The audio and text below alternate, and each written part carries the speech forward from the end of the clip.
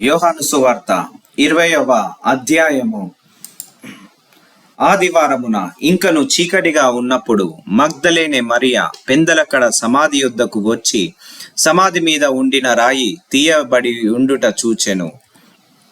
గనుక ఆమె పరిగెత్తుకొని సీమోను పేతురునొద్దకును యేసు ప్రేమించిన ఆ మరి యొక్క శిష్యుని యొద్దకును వచ్చి ప్రభువును సమాధిలో నుండి ఎత్తుకొని పోయిరి. ఆయనను ఎక్కడ ఉంచిరో ఎరుగమని చెప్పెను. కాబట్టి పేతురును ఆ శిష్యుడును బయలుదేరి సమాధి యొద్దకు వచ్చిరి. వారిద్దరును కూడి పరిగెత్తుచుండగా ఆ శిష్యుడు పేతురు కంటే త్వరగా పరిగెత్తి ముందుగా సమాధి యొద్దకు వచ్చి వంగి నారబట్టలు పడియుండుట చూచెను గాని అతడు సమాధిలో ప్రవేశింపలేదు. అంతటా సీమోను పేతురు అతని వెంబడి వచ్చి సమాధిలో ప్రవేశించి నారబట్టలు పడియుండుటయు ఆయన తల రూమాలు నారబట్టల యొద్ద ఉండక వేరుగా ఒక చోట చుట్టి పెట్టియుండుటయు చూచెను. అప్పుడు మొదట సమాధి యొద్దకు వచ్చిన ఆ శిష్యుడు లోపలికి పోయి చూచి నమ్మెను. ఆయన మృతులలో నుండి లేచుట అగత్యమును లేఖనము వారింకను గ్రహింపరైరి. అంతటా ఆ శిష్యులు తిరిగి తమ వారి యొద్దకు వెళ్ళిపోయిరి. అయితే మరియ సమాధి బయట నిలిచి ఏడ్చుచుండెను. ఆమె ఏడ్చుచు సమాధిలో వంగి చూడగా తెల్లని వస్త్రములు ధరించిన ఇద్దరు దేవదూతలు యేసు దేహము ఉంచబడిన స్థలములలో తలవైపున ఒకడును చుండుట కనబడెను. వారు, అమ్మ, ఎందుకు ఏడ్చుచున్నావని ఆమెను అడగగా ఆమె, నా ప్రభువును ఎవరో ఎత్తుకొని పోయిరి, ఆయనను ఎక్కడ ఉంచిరో నాకు తెలియలేదని చెప్పెను. ఆమె ఈ మాట చెప్పి వెనుక తట్టు తిరిగి యేసు నిలిచియుండుట చూచెను గాని ఆయన యేసు అని గుర్తుపట్టలేదు.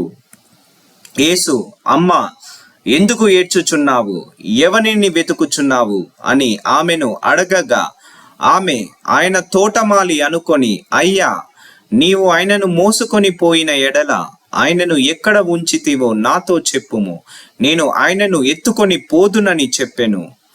యేసు ఆమెను చూచి మరియా అని పిలిచెను.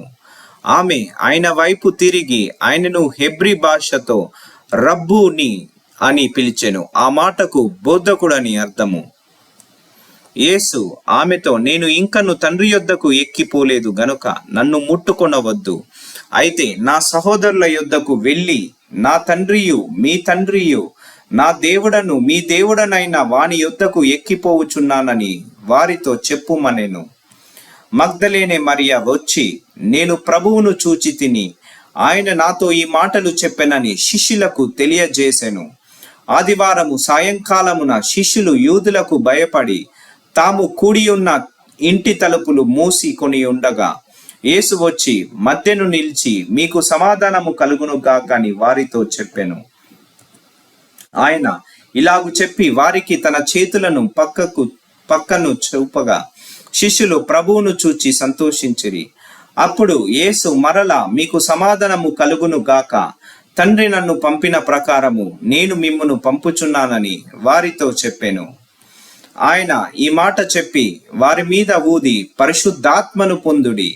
మీరు ఎవరి పాపములు క్షమింతురో అవి వారికి క్షమింపబడును, ఎవరి పాపములు మీరు నిలిచి ఉండనిత్తురో అవి నిలిచి ఉండునని వారితో చెప్పెను. యేసు వచ్చినప్పుడు 12 మందిలో ఒకడైన దిదుమ అనబడిన తోమా వారితో లేకపోయెను. గనుక తక్కిన శిష్యులు, మేము ప్రభువును చూచితిమని అతనితో చెప్పగా అతడు, నేనాయన చేతులలో మేకుల గురుతును చూచి నా వ్రేళ్లు ఆ మేకుల గురుతులో పెట్టి నా చెయ్యి ఆయన పక్కలో ఉంచితే గాని నమ్మనని వారితో చెప్పెను. 8 దినములైన తరువాత ఆయన శిష్యులు మరలా లోపల ఉన్నప్పుడు తోమా వారితో కూడా ఉండెను.